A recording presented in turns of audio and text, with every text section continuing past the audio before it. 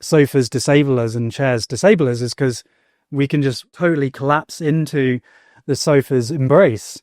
Whereas, yeah, if we have to hold our own spine up or, relying on the ground, then the spine has to use its own strength in order to be comfortable and feel good. Like we're always responding to the environmental stimulus. So if you sit in a couch for 7 hours, or whatever, like you become couch-like, you become shaped like that. And you can kind of visually see it.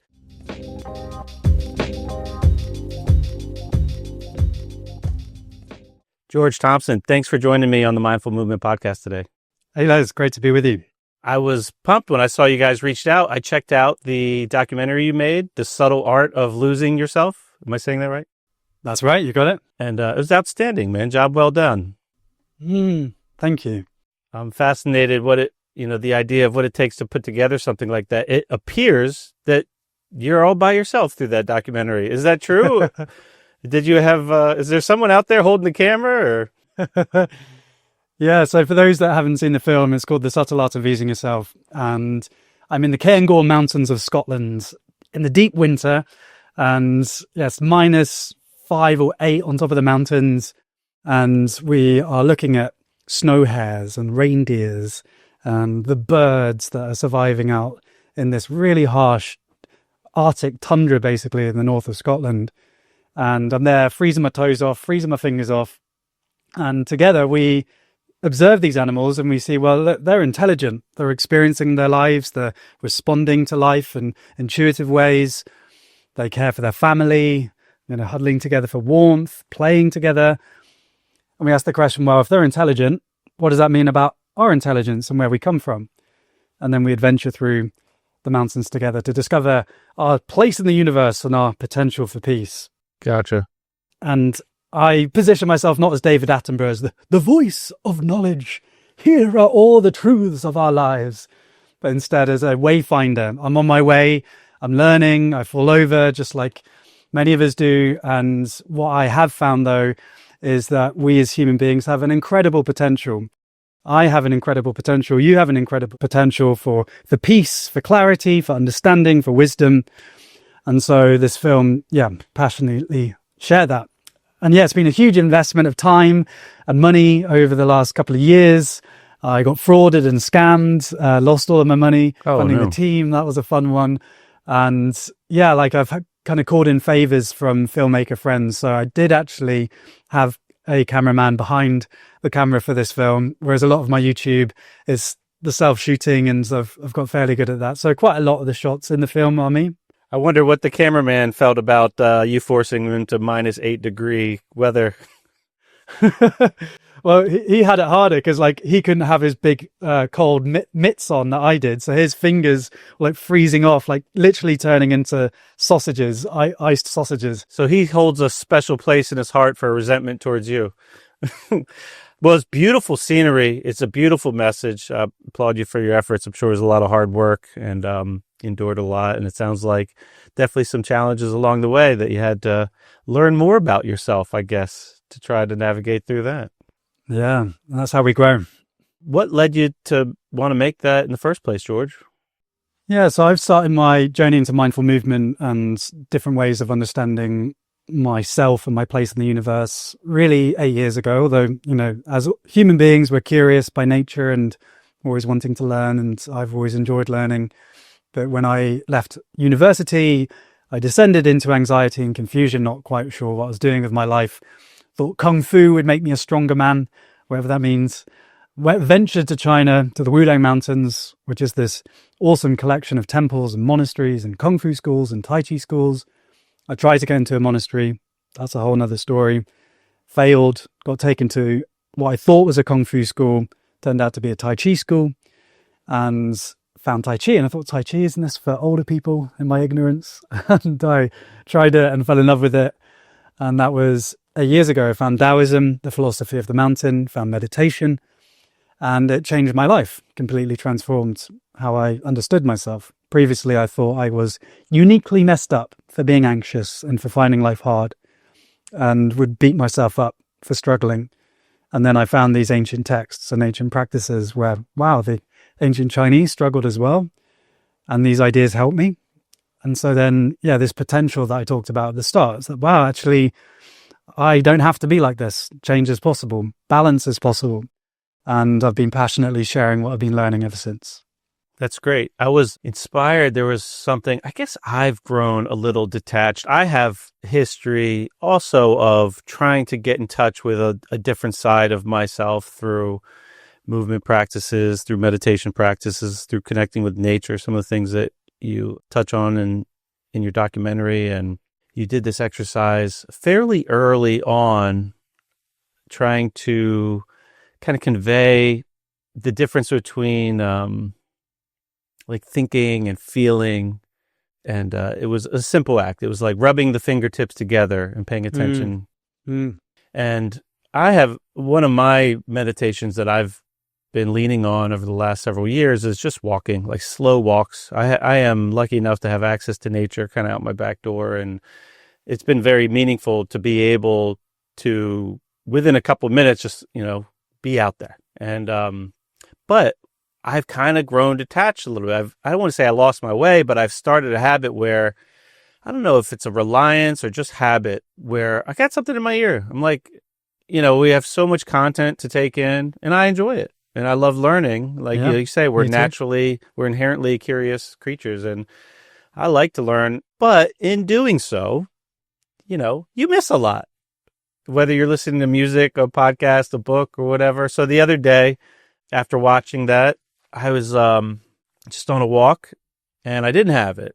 And I was like, oh, yeah. And I noticed things more deeply. Like I noticed really subtle movements in the pine needles on the tree being like shifty from the wind, and even the sound of the wind, or the sound that my foot makes as it rolls across the ground, which is something that is always there, but I've kind of tuned out, because if you have earbuds and you just don't pick up on those things. And it was a reminder for me, like, oh yeah, I like this. Like, yes, I like content too. I like listening to music, but I don't want to do it at the expense of never having this. So it was a nice personal reminder for me that that point that you made, and made it very simple to access the understanding of the difference of like thinking or feeling and sensation, and connecting with the sensations. I think you even put a twist on, it was like, who was it that said, that you mentioned, I think for there I am, or...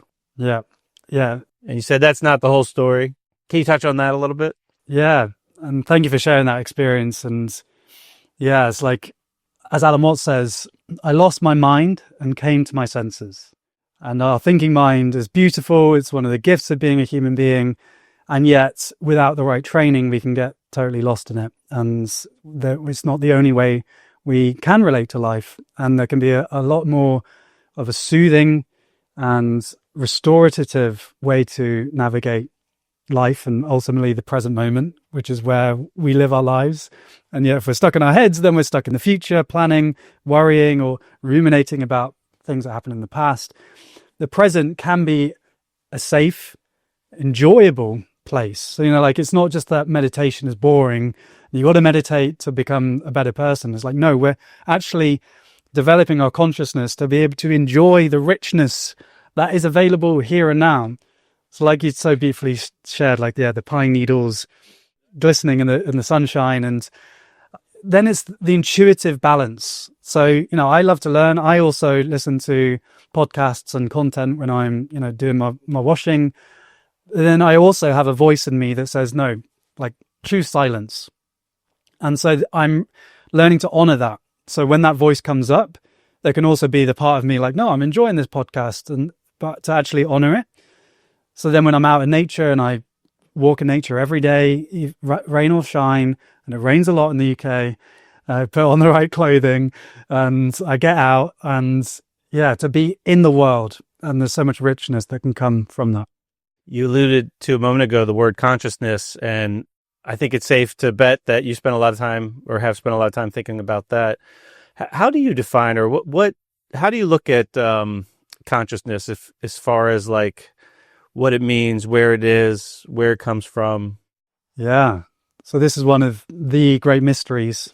It's like if you're at a funeral and your loved one has passed away, they're in a casket, Their body's still there, their physical body that is there, but then there's something missing, which is why, they're no longer with us.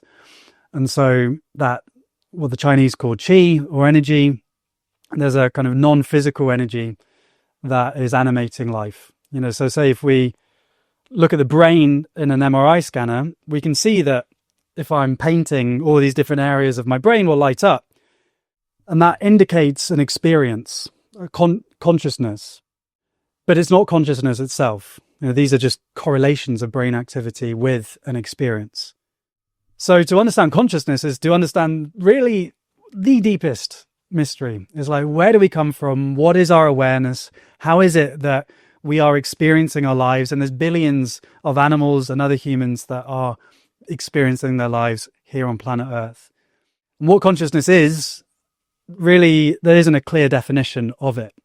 So it's related to experience, sentience, subjectivity. In a classic essay by Thomas Nagel in the 1980s, he said, "What's it like to be a bat?" So if you think it's something to be a bat, you think it has a life, then you think it's conscious. So that's how I understand it. Now, in history, particularly in the West, there's been in my view, a dogma that consciousness is rational thinking, cognition, analytical thinking. And so Descartes is probably the most famous proponent of that with his phrase, "I think, therefore I am." So the very fact that he could think in his mind was evidence for Descartes that he was here, he was present, he was conscious. He believed that, he could ignore the sensations of the body. That was not proof that he's conscious, it's just that thinking. And for him, it was a spiritual thing. He believed that humans, they had a consciousness given by God that then made human beings separate and superior to the rest of nature. And this understanding of consciousness justified gruesome experiments of torturing live dogs, them screaming on the table, and then him in his diary saying, "Ignore the screams, they are merely the creakings of a machine." It seems to me, much more likely that you are conscious and feeling, and your experience is not just thinking with thoughts, but like you said, with the finger touching, a range of sensations and emotions. And where do they come from? We see there's so many animals that inhibit the same experiences as us, like laughing and playing with their family, snuggling together for warmth, running away in fear. And these are experiences arising in the mind of these animals.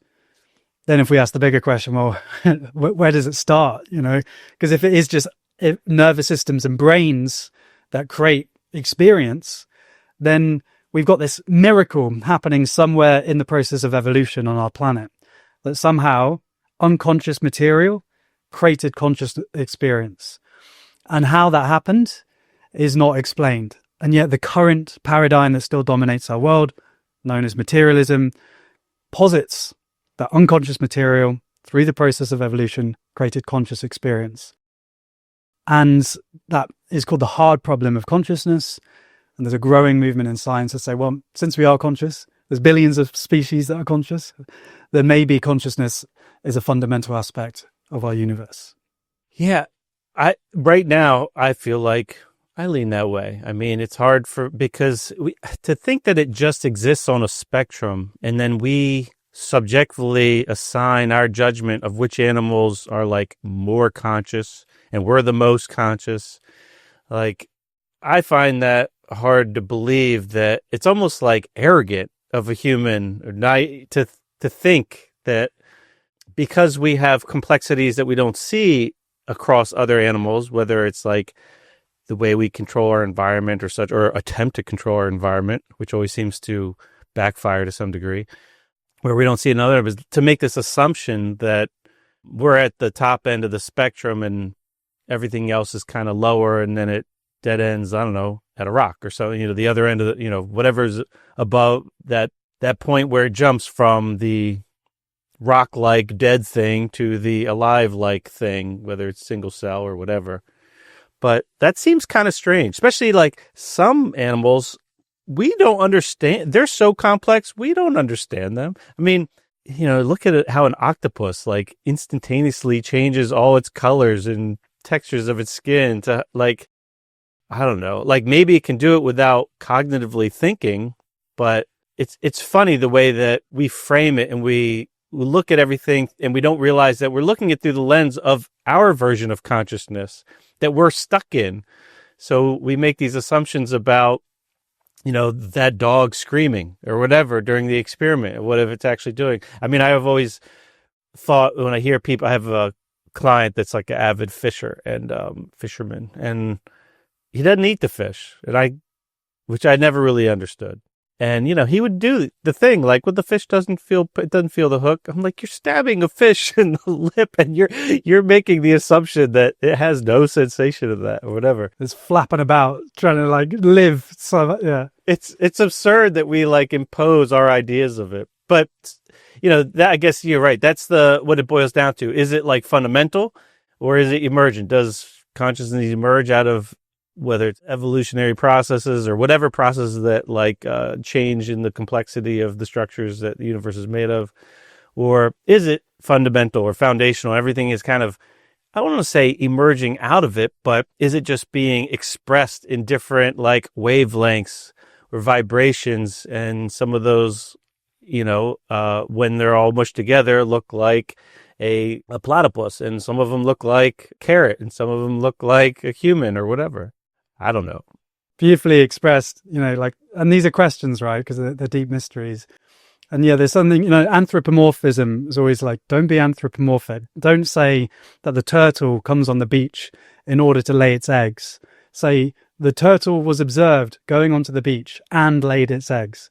You can't purpose as if like the turtle is choosing to go onto the beach. The assumption being that this turtle is just acting automatically without any conscious awareness. So there's anthropomorphism, and then there's anthro-denial, which is just denying the obvious intelligence flowing throughout our planet in so many different species. Just to give you one great example, orangutans. One orangutan was recently observed with a cut on their face, going to then find a plant, smooshing it up, making a paste out of it, and then putting it on its wound. That same plant is used by the local humans as an anti-inflammatory. So, wow, intuitively, this animal has sensed that this plant has a healing property in it. An amazing example. So, there's countless examples. Just hang out with your dog and tell me that that's an automatic biological machine with no awareness. Yeah, for sure. Hang out with them. So then if we grant that there is intelligence, then instead of it being a spectrum from like 0 to 100, and we're 100, what about a field of consciousness, awareness, and intelligence? And so then each animal is like a peak on this field. So yeah, we, in our cognition, it's taken millions and millions of years of evolution for this advanced brain to be able to create thoughts and stories that arise in our minds. This is certainly a big peak in terms of what life has achieved on this planet. But then, yeah, the orangutan or the octopus, does it need to be 0 to 100? We're better than them, or can we acknowledge that there's a distributed range of experiences and gifts that have been developed on our planet? For sure. It also makes me think of like the fact that we have, I don't know, bajillions of microbes that are living in and on us that seem to play a role in how we show up. So like where does ours begin and theirs end, or vice versa? Like how much are we reliant on the relationships of all kinds of potentially conscious organisms or whatever? You mentioned intelligence. It makes me think of I guess, I don't know if it's like a dead end in physics, but where as you look at matter and you look closer and closer, and I'm probably going to screw this up. I'm not a scientist or whatever, but, they do this experiment, and it's like the wave experiment, or there's something to do with electrons where they send electrons through, what is it, like the double slit experiment. And then I guess the moral of the story is electrons behave differently when they're observed. So like they behave one way based on, I think, on some kind of probability. And then when you look at them, they behave a different way. And it implies that there's like an intelligent observer, which implies there's like there's intelligence somewhere in that equation. The fact that these things are organized differently when there's eyes on them. Yeah, wild. Because there's always the materialist worldview, which sees, everything is deterministic. So like we have random particles that bash into each other, and then randomly over the millions of years, these have then, through the process of evolution, become more and more complex, coalescing together. So that's the kind of scientific materialist worldview. And then it still has this idea of stuff and things and particles and matter. And then the more religious worldview is there's a separate spirit in human beings that then animates us. Then we, through science, kept on going down. Okay, we've got tissues, then we've got cells, and then we've got molecules, and then we've got atoms. And we thought, right, atom, we found the stuff, we found the building block that builds up the universe. Oh, wait a sec, an atom is in itself a process of self-organizing relationship with a nucleus and electrons. And then weirdly, when we observe these electrons, they go from a field of potential where they are kind of an energetic potential of energy. When we observe, then they become a particle. And so consciousness, we can't actually then at the atomic level really begin to pin down matter itself, because when we observe it, it changes. Yeah, it's so weird. And it seems like the majority of matter, like when you look up in the sky and you think of the vastness of the universe, they don't really know what it is. I mean, they put a label on it like dark matter or antimatter, but what it means is like, we're not really sure.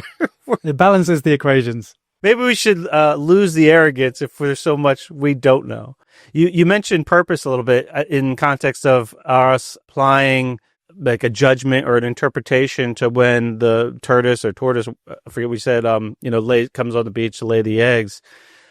I mean, that word, do you feel like there is inherent purpose? Like you did this documentary as if there was, at least momentarily, for some period of your life, this was some sense of purpose you had that gave you purpose to go through this, to create this, to try to, spread what seemingly a very positive message. Do you feel like we exist and we do ultimately have a purpose, some inherent purpose? And if so, like, does it matter?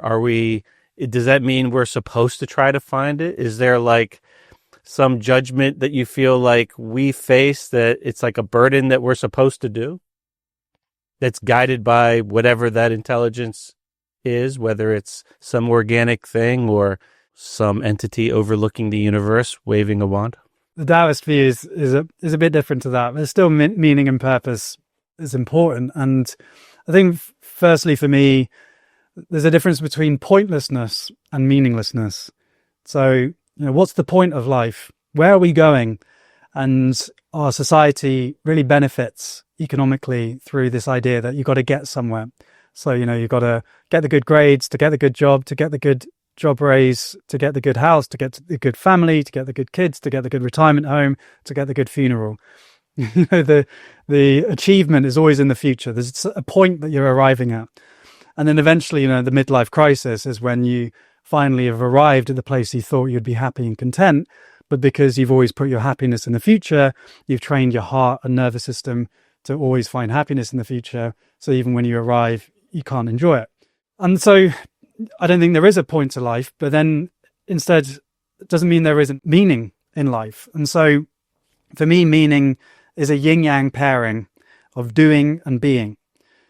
So yeah, doing is great. And can it be with the energy of service to contribute? And there's something feels deeply meaningful when we help reduce suffering in the world and we help other people and we feel like we've contributed. So that's still beautiful. And that is, what society talks about, but instead of success, can it be service? But then this crucial second element is being. That this gift of life, this great mystery that we are a part of. The story that I read just today, which I really like, is a Buddhist teacher held up a gem, a ruby, like crystal, and he asked his students, like, how does the color change as I move? And like all of these amazing reflections, and people were saying like blue and orange and green, and people really enjoying the different colors. And then he put down the gem and said, okay, well, what about this gem? And this time he's just holding up his hand with nothing in it, moving his hand back and forth. And then his students were like, there's nothing in your hand. The master then says, well, look, I have this amazing gem, this jewel, this mystery of this body, this being, this moment, this breath, this planet. And you're telling me that you can't even describe the subtle changes in the colors as I move through the sunlight. And so, yeah, we often put the riches outside of ourselves instead of being able to really savor this present moment. And I think, yeah, the analytical brain gets in the way. So like, what's the point of my life? What's my meaning? A phrase that the Taoists love is stop asking why, start saying wow. That's interesting. So you've studied a lot of the, I guess, Eastern traditions, and you mentioned the yin yang a moment ago in regards to the balance between doing and being. I've never really heard of that. I mean, I've heard of yin yang representing balance in some way, but not in that context between doing and being. Is that a common thread in these traditions that you spent time with? Yeah, the yin yang is one of the fundamental icons and philosophical concepts of Taoism, and it points to the duality that is inherent in life. So night and day, good and bad, hard and easy, high and low. These contrasts, they come into being together. So there's apparent duality, good versus bad, but you wouldn't know what good is unless you had an idea of what bad is. So there's a paradoxical unity to their creation. And being and non-being, doing and not doing, is one of the fundamental pairings. So if people have explored Taoism, Wu Wei is one of the key concepts. So Wu being non, Wei being action, so non-action. So non-action being paired with action. And so you could say, well, that's doing and being. And what the Taoists point to, and each wisdom tradition has its own gift, and compassion is at the heart of almost every wisdom tradition worth its salt. But then each tradition has something different to offer. So for me, like Buddhism, the Buddha was a scientist of the mind. He understood human consciousness so well that his teachings, like a Vipassana, can really be life-changing thousands of years later. Jesus's connection with the mystery and the loving, unconditional love that can come from that connection, that is what I see as Jesus's gift. And then for the Taoists, it's how do you be natural? How do you let go of control? How do you flow? How do you wu wei? And so, yeah, this is one of the fundamental pairings that the Taoists talked about. Confucianism was dominant in ancient China, so they're all about action. To be a good person, you've got to be wearing these clothes, you've got to be putting your meditation mat exactly straight, you've got to be doing these rituals, then you'll become a good person, then you'll be free. Whereas the Taoists said, this doing leads to contrived ideas in the head, that if I wear the hat, then I'm a good person, even though I'm cheating on my wife. Then actually, you need to come into the truth of this moment. Don't try and be good. And through that not trying, then a natural goodness can emerge. That's cool. Appreciate that little lesson. So how do you, George, implement some of these ideas in your life, like your daily routine or the way you go about being on this side of the dirt? Yeah. So to hurt is to be human. We have great potential. Practice is the path. So my journey started in anxiety. I thought I was alone in that, but this is part of the human condition. We struggle. And so you're not alone, and it's not your fault if any of our viewers and listeners are struggling at the moment. It's been happening as long as we've been human. And we have great potential. Suffering is something that is part of a human existence, but we can find freedom. Not freedom from challenge or pain, but the freedom to experience pain with a balanced mind. That's what these teachings can offer us. So if we're hurting right now and we've got great potential, how do we get there? Practice is the path.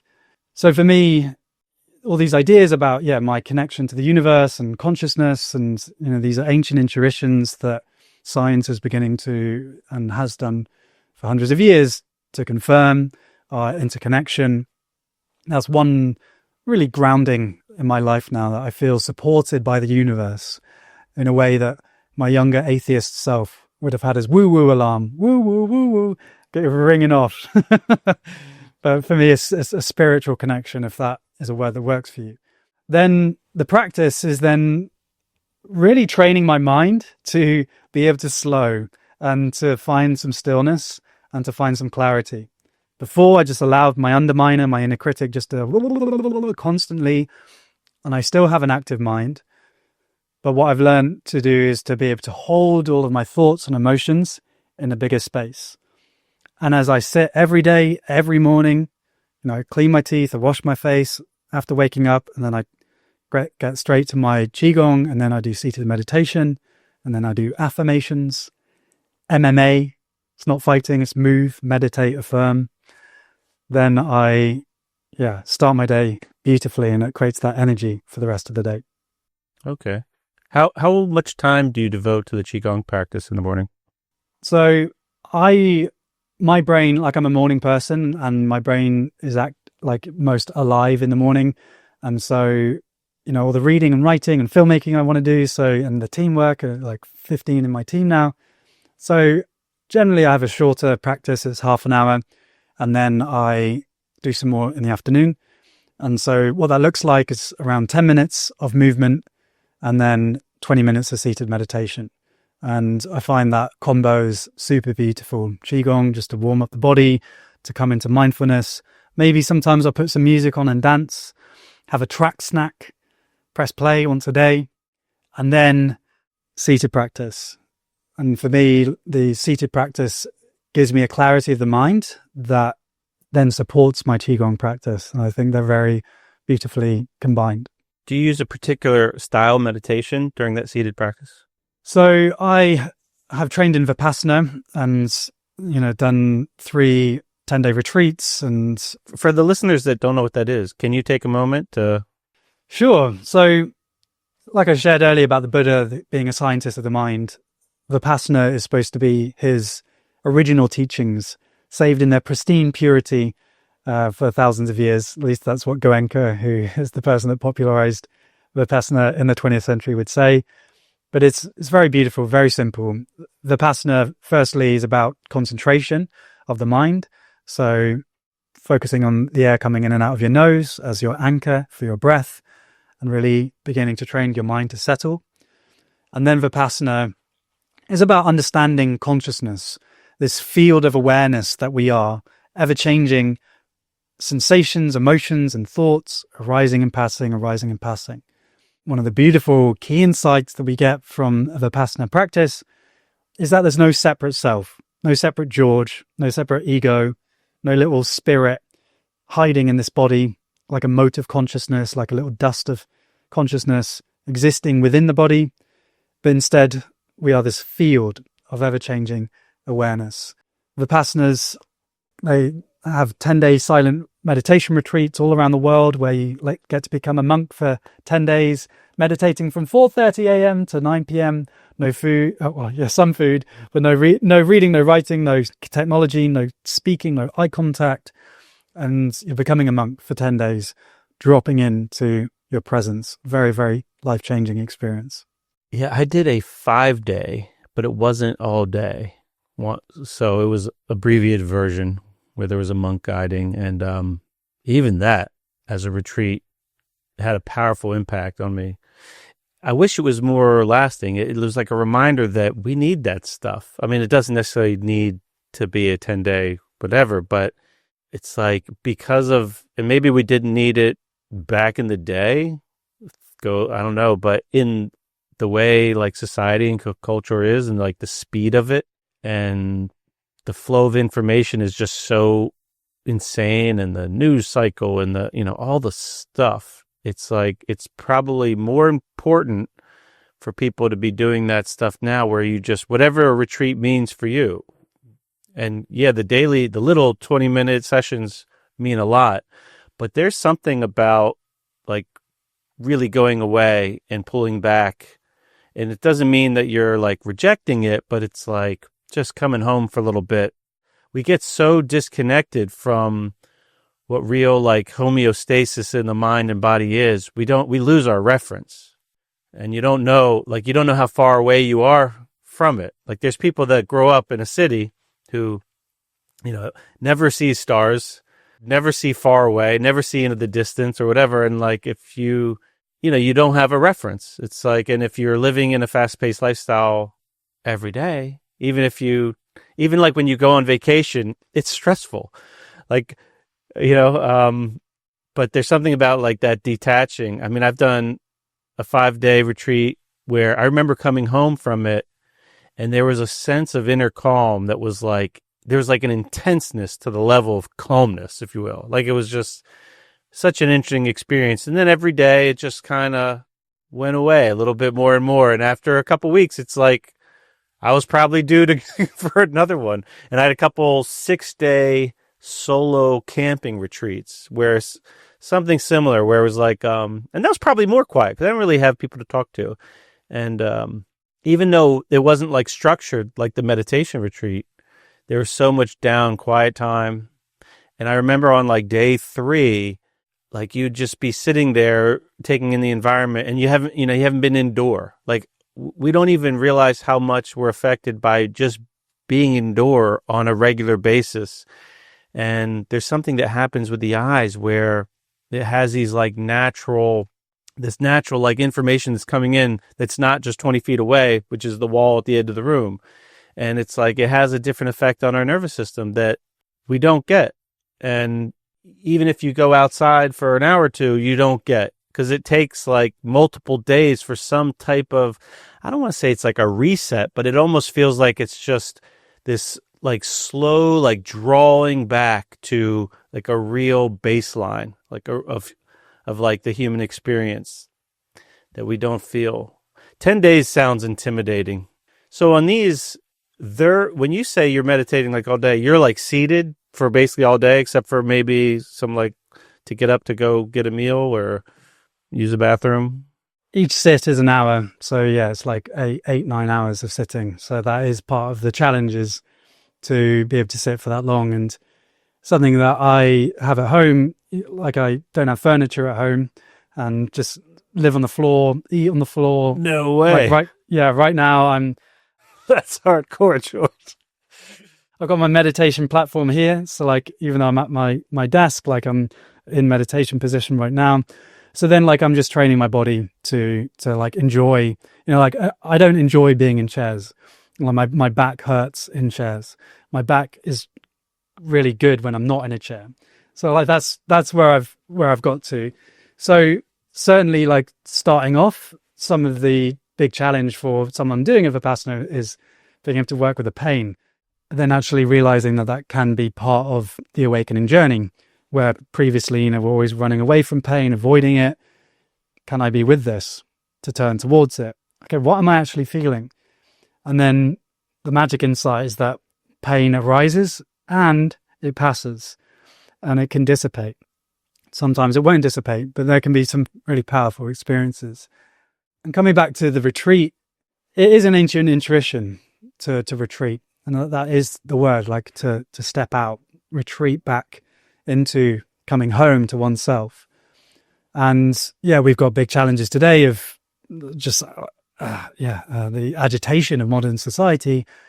And yet there's also agitation of the mind that's been around, as long as we've been human. The monkey mind, the Buddhists call it, the ordinary mind, the Taoists call it. And it's something that we need to work with as human beings. So there's always been monastics that have wanted to step out and to find clarity. So yeah, I do believe it is important on one's journey, if one is serious about the process of waking up, is to retreat. And one of my things I'm really passionate about is bringing easy practices into our everyday life. So like the track snack, have a movement snack. That's a really fun one as well. Like when you have a tea break, have a chi break. So, get up and do just 5 breaths of Qigong movement, or have a dance. 5 breaths generally is a really beautiful morsel of mindfulness. So these are some of the key practices that I share. But that said, like also take the time. Like, so Vipassana, what they recommend is once a year, and 10 days is quite intimidating and it's hard. It's like definitely some of the most challenging things I've done, but also some of the most life-changing. That's great. No furniture. I'm impressed. It's funny. I also I don't like chairs. I think they're, you look outside, you don't see chairs growing out of the ground. It's not what I would call natural. And I think connecting with the floor is is like how you tune the body after the day. I think there's so much value just being on the floor. I've worked in a gym environment and have trained people movement for a long time, and every session is like 15 to 20 minutes on the floor first, just to get things to kind of, I guess, connect with really foundational human patterns that we all seem to share, that we develop in like the first year of our life, like things you see babies doing. And I feel like if there's like a fountain of youth from a movement perspective, it's that. It's like connecting with what you did when you were, at the extreme level of youthness, that first year. But the body adapts too. Like you mentioned, there's, there could be pain seated, and it could arise, and it could also dissipate. I mean, I know something that I've noticed working with people over years is like get on the floor, and their instinct is to like grab a really thick, cushiony like yoga mat or something. And then it's like they don't progress the same way. Like, no. Like, let your body feel the hard thing, and then it'll harmonize with that environment. Like, don't control the environment. Harmonize with it. And like that's a lesson that could probably be extrapolated to like so many other things that we do in society, as far as, managing our food supply or whatever, or like the way we build homes or buildings. But that's interesting. Like, you eliminate the choice, taking all the furniture out of the house. That's one strategy, George. That's it. It's like take the sweet treats out of the cupboards, and it's not an option anymore. Take the chairs away, and that's not an option anymore. Now, do you live alone? That does help. Like, like I've got like one token beanbag, and then when I'd like bring a lady back for a date, it's like, well, let's both uncomfortably like snuggle on this really uncomfortable beanbag. And I wonder why I've been single for so long. So that's funny.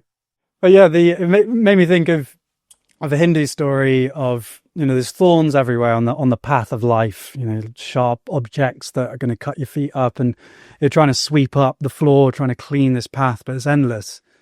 There's another option: wear shoes. Like instead of trying to control the external world and making it perfect, what about building the resilience so that even if you step on the thorn, you're safe? Same thing with the body, exactly as you've expressed. Like if you have a big comfy pillow, the body's not feeling it, and like the spine doesn't get strong from like a sofa. That's why sofas disable us and chairs disable us, is because we can just totally collapse into the sofa's embrace. Whereas, if we have to hold our own spine up, or relying on the ground, then the spine has to use its own strength in order to be comfortable and feel good. Yeah, we need that like stimulus. It's like we're always responding to the environmental stimulus. So if you like, you sit in a couch for 7 hours or whatever, like you become couch-like, you become shaped like that. And you could kind of visually see it. I mean, my gym is in an office building, and you'll see, over the years, you see people coming in, and they're all different ages of like people that work at desks. You have the 20s, 30s, 40s, 50s, 60s, and at every like generation, you see the progression, like how long you could kind of look at someone like, this is somebody that's been sitting at a desk for 40 years, 30 years, 20 years, and you see the architectural changes where, the physical body turns into be more chair shaped, cashew shaped or whatever. So we're always, and you can't avoid that totally. I guess you can, if you could just take all the options away. But for many people, you just looking at it where like, well, let me decrease the minutes of the week that I'm in like a negative environment, and not to like cast judgment on it as negative, but in an environment that doesn't really align with maybe something you care about, like feeling good in your body physically, and then just slowly increase the number of minutes that you're in a positive environment, like where you're, figuring out how to sit up upright, or, with those snacks that you talk about, those little like sprinkling it into your lifestyle where you have more positive things. Because I do a lot of laptop work, and so like that is the reality of many, many jobs today. And so it's like, chairs and tables. Like, so like, can you put your laptop on something where you can stand up? So you've got a standing desk, or invest in a standing desk. Then can you, when you're on your phone, stand up, maybe go into a deep squat? Then you're actually really working on the body. If you need some support, hold on to a banister, and then you can be texting on your phone. Then movement snacks. So now my body intuitively gets me up and I crawl like a monkey, or I do some press ups or some yoga or some qigong, or I just stand up and just breathe. And my body intuitively will invite me to do that without me needing to use timers. But I did for years, I used the Pomodoro technique where I put on a 25-minute timer and then I'd stand up for a minute or two every 25 minutes. And so then once we're in that habit, another thing is, you can tick. I would have some exercises, like 5 exercises to do during the day, and then give myself a tick, that dopamine hit every time I did it. And so that would be, 5 movement snacks would be the aim for the day. Yeah, that seems like a very useful strategy, especially for someone that has, a lot on their to-do list every day. And smaller doses might be easier to manage, even if it's just like managing mentally, like the belief that you could squeeze stuff in and not so overwhelming as like doing an hour session. So a lot of your movement background from this, what came from the experience learned at a Tai Chi school that you thought was a Kung Fu school.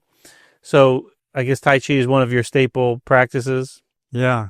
So we've had a couple people on the podcast talking about Qigong, and I have a little bit of experience with that, but I've never really dove into Tai Chi. I assume that the Qi and Qigong and the Qi and Tai Chi, I would assume, is pointing to the same thing. Actually not, interestingly. Learn me something. Yeah.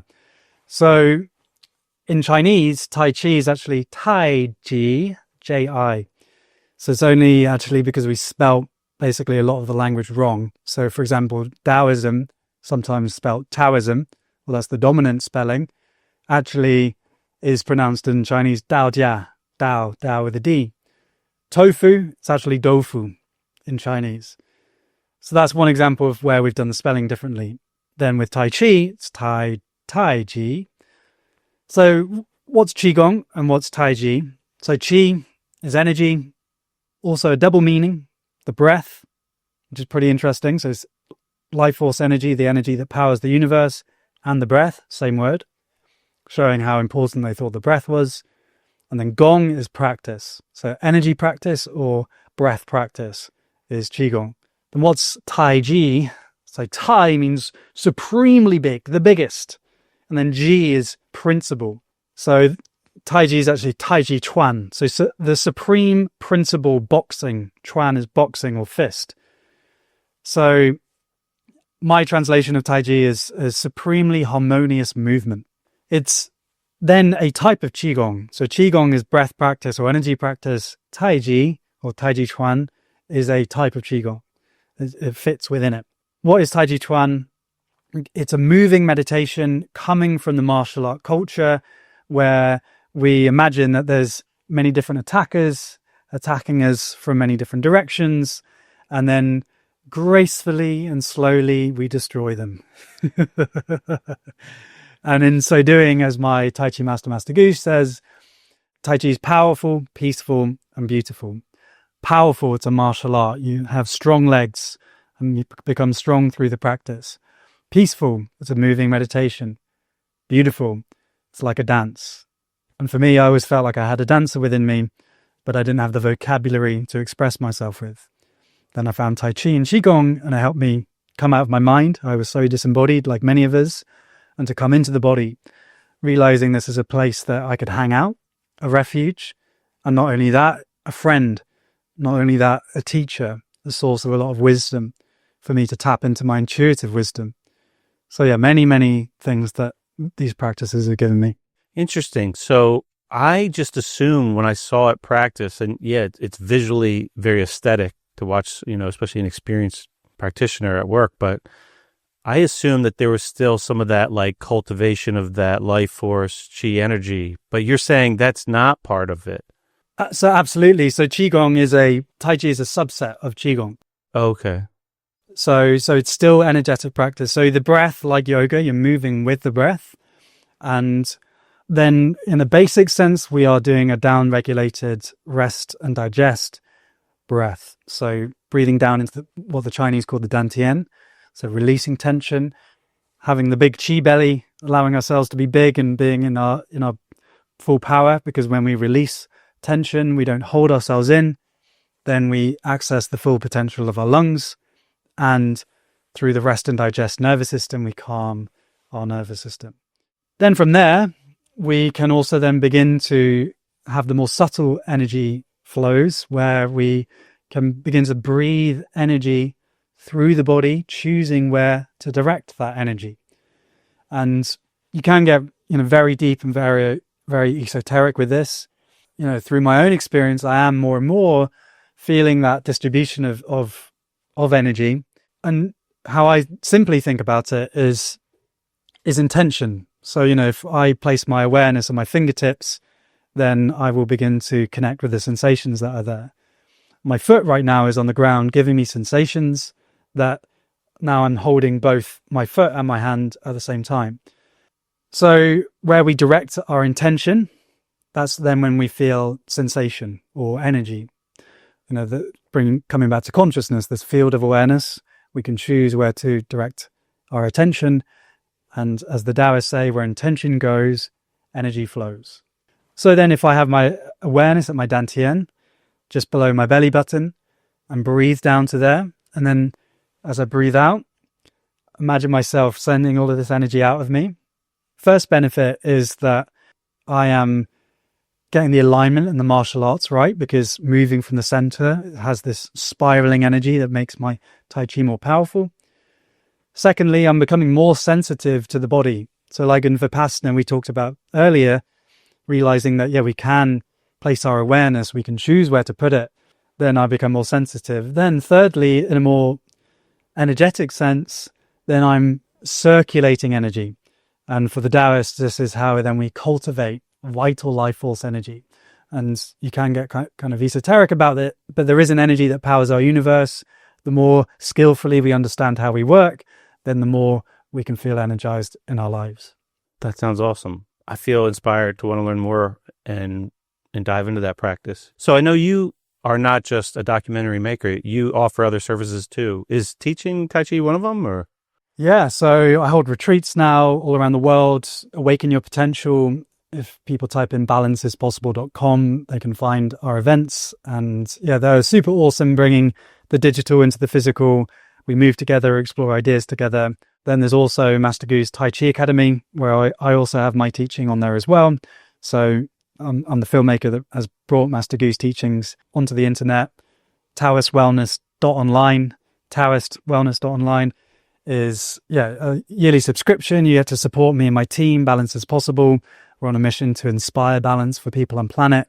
You get access to Master Gu's teachings as well as my own. Okay, so it's like a membership model where you can learn. Okay. Are there any other services or things that you folks provide that you want to plug here? Yeah, I mean, the newsletter on the way, weekly ideas for balanced living, and check out the YouTube channel. I'd love people to watch the film as well, 45 minutes, The Subtle Art of Losing Yourself, and fun thing to put on one evening. Well, George, I want to thank you. I really enjoyed this conversation, and I know we got a late start, and I want to honor your time here. And for the audience, check it out, Subtle Art of Losing Yourself. And that YouTube channel it's just your name, right? George Thompson? George Thompson, yeah. Yeah, it's a great way to spend 45 minutes. It's beautiful, and it's a great message, and hopefully you'll get some inspiration out of it. Anything else you'd like to add, George, before we wrap this up? Grateful for your presence and sense your care and wanting to inspire people with movement, which I think is so important. So grateful to connect, and just sending my best wishes to all of our beautiful viewers and listeners. You can do it. Peace is possible. Balance is possible. Practice is the path. That's well said. Well, thanks again for listening, everybody. I hope you got some enjoyment out of this. Always grateful for your listening. And George, once again, thanks. It was great to connect with you. Have a good day, everybody.